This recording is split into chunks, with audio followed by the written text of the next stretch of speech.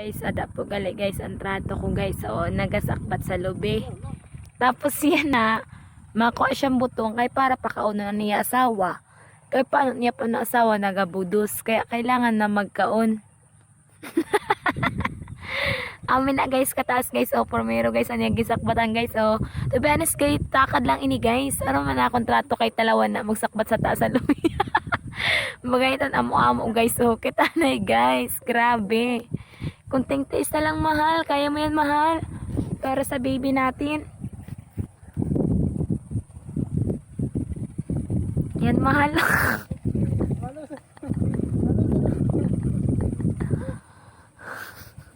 Mga na ito guys. Antok ko guys. Grabe guys. Makapilit guys ah. Umayos ka. Ada ka na sa tore.